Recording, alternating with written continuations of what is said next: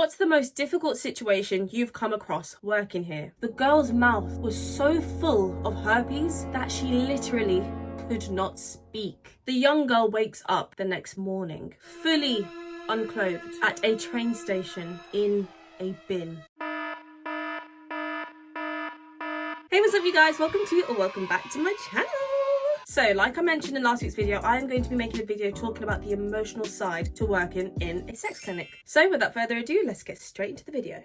So just like last week's video, I'm going to be answering some questions that I feel as though people would want to know as someone who works in a sex clinic, but this time the emotional side of working in a sex clinic. So the first question is, what's it like giving positive results? So how positive results work is the patient will come into the sexual health clinic and get tested for STIs and STDs. They can do a urine sample or a blood test or some swabs. For example, if the patient has disclosed that they've had anal and vaginal sex, then they will do a rectal and vaginal swab. After the whole appointment, we will explain to the patient the hear-back process. So within the clinic that I work at, how the hear-back process works is, if the patient receives a text message, that means that all the infections that they tested for have come back negative. But if they receive a phone call from us, that means that something has come back either positive or abnormal on the results, and then we ask them to come in and discuss everything further. It more than likely means that they've tested positive for something. Then one of our health advisors will call them and explain to the patient what they tested positive for, then book an appointment for them to come in and receive treatment from us.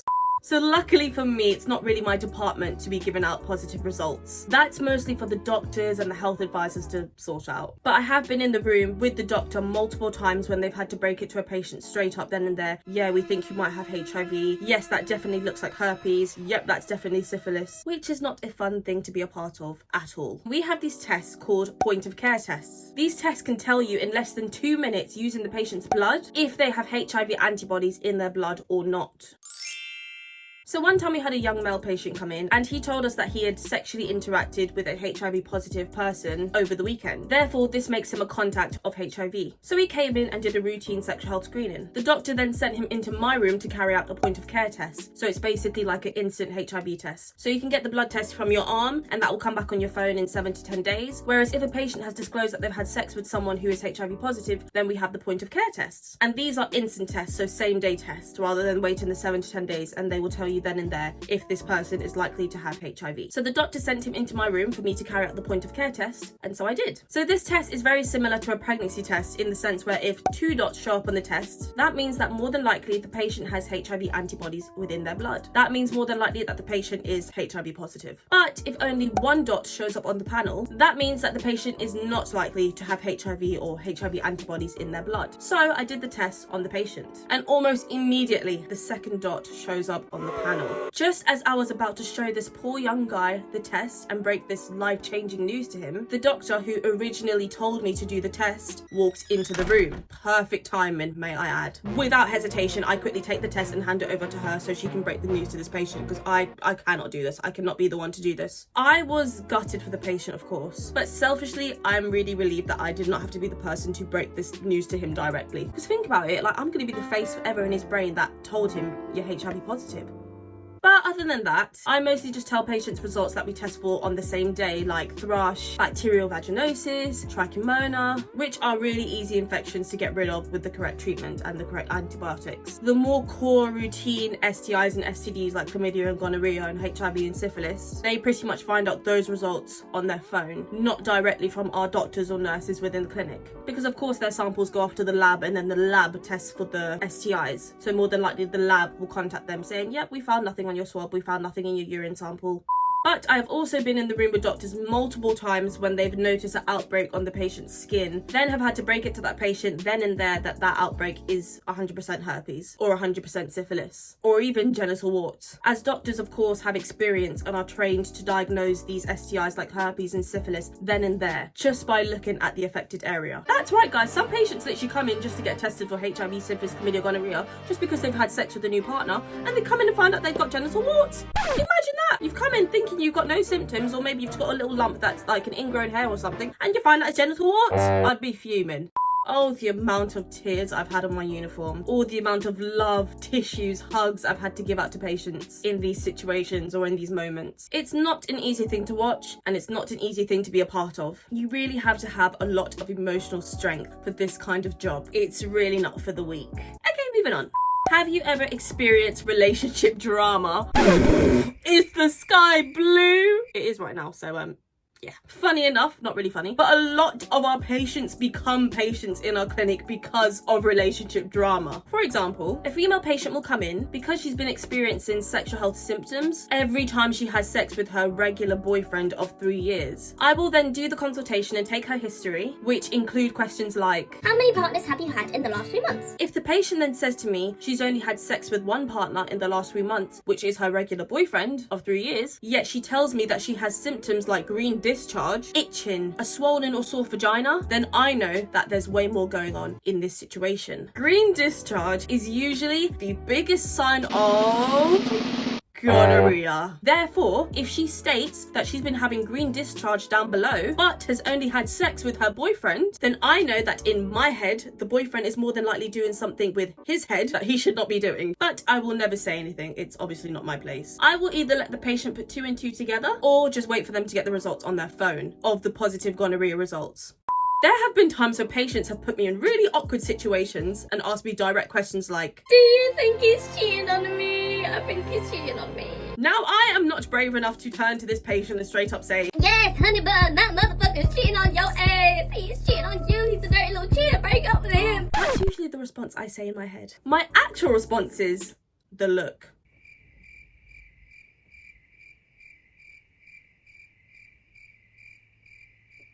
Let's just wait for your results, babe. And once I've given them the look, there are the core 3 reactions that play out. You've got the anger, the crier, and the nonchalant. The anger. That stupid motherfucker bitch, that hoe gave me gonorrhea. I'm literally pregnant with this child right now, and this stupid loser's gone out having sex and giving me gonorrhea. Are you dumb? Are you dumb, bruv? Oh my days, bruv. I'm going to slash his tire right now, bruv. I'm telling you, I'm slashing man's tires right now. The crier. Oh my god. I can't believe he's done this to me. We've been together for over 10 years. We're literally married. I can't believe this. We have 4 kids together. I'm so gutted and I feel so betrayed. Like, what is going on right now? And the nonchalant. AKA the patient who put 2 and 2 together and already suspected that their partner was cheating. Oh, okay, no worries. Thank you so much for seeing me today. So when do I get the results? And if it does test positive, when do I come in to get the treatment? How does the treatment process work? Let's just say I'm definitely not the third one. I think I'm a mix between 1 and 2. We have even had couples come in together to both get tested. That usually never goes well, especially when one partner comes back clean while the other one comes back with chlamydia. Oof, those cases are pretty rough. There are so many more stories I could tell you, but let's try and give my patients some dignity and privacy, shall we? So overall, yes, working within a sexual health clinic does involve a lot of relationship drama than you'd ever predict.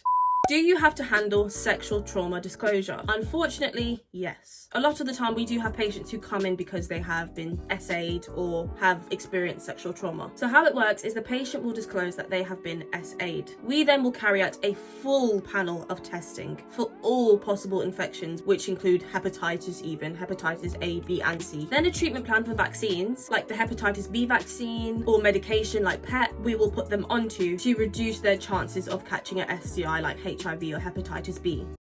In my multiple years of working here, I've noticed that when a patient comes in with SA, the patient is usually between the ages of 14 to 23. It's so disgusting because working in this field has made me realize that SA is so prevalent and still happens very much in today's world. We obviously know this, but it happens way more than you think. In your local little town, it can be happening right under your nose and you don't even realize. It's just so disgusting how often it happens and how the targeted patients are always so young. It's definitely one of the more emotional and downsides of the job. To be reminded constantly at work that SA is still such a prevalent issue in this day and age, it just boils my blood. Why can't people just take no for an answer? Just shut up and move. Just say, okay, that's fine. Like, come on, quick little lesson here. If a girl or a guy turns to you and say, hey, you want to get freaking ridiculous? And they turn around and say, no, thank you, I'm okay, thank you, I have a boyfriend. Or they can be single and still just be like, I'm okay, thank you, I'm good. This is how you react. Oh, okay, no worries. Have a good day. Don't go on. Leave it at that. Don't be a weirdo. Don't be a creep. I won't discuss this topic too much now. Let's move on. But yes, we do take on a lot of sexual trauma disclosures. What's the most difficult situation you've come across working here? So there have been 2 situations that have happened whilst I've been working in the clinic that have been very difficult for me to even grasp. Now, none of these were my patients directly, but these were 2 incidents that have happened to our patients in our clinic whilst I've been working here. And I'm not gonna lie, I did say we'd move on, but if I'm being honest, one of the stories do relate to the topic that we just discussed in the previous question. So viewer discretion is advised.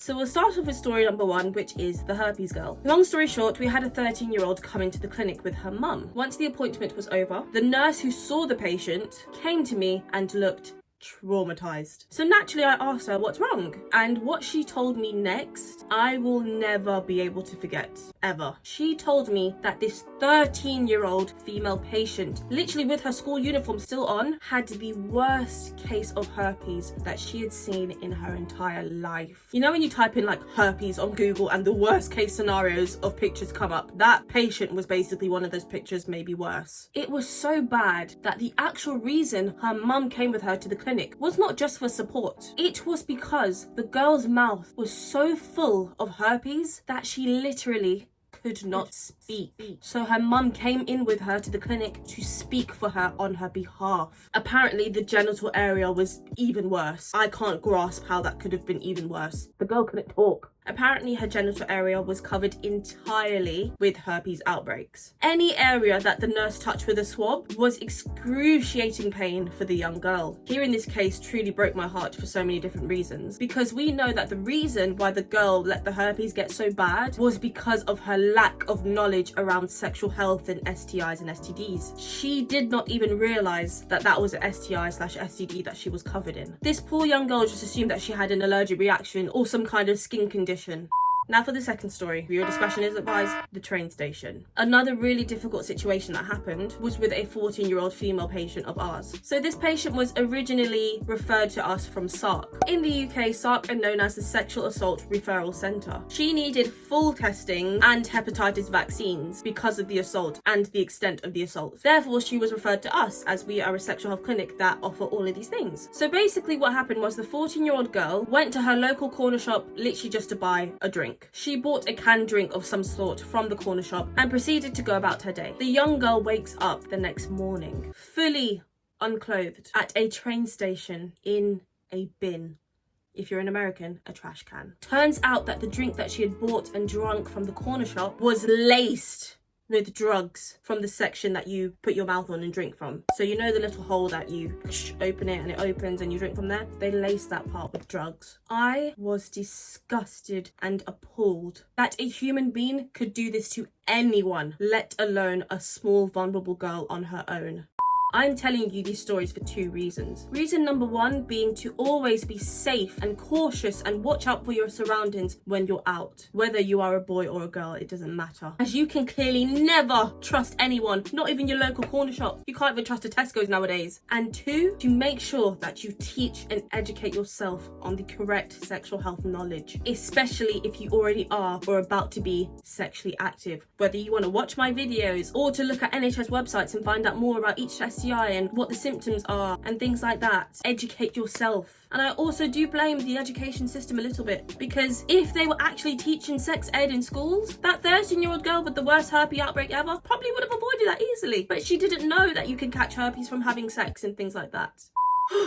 But yeah, guys, that is pretty much the emotional side of working in sexual health. But I will happily take on and welcome the emotional and downsides of this job if it means that I get to work in sexual health and educate others and help others heal from STIs. At the end of the day, it's all worth it. I wouldn't change what I do for the world.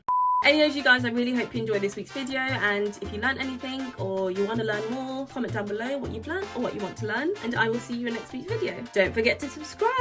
5k, we want to hit 5k this year. Come on guys, let's hit 5k. Woohoo! I love you guys so much and thank you for watching. I'll see you next week. Bye.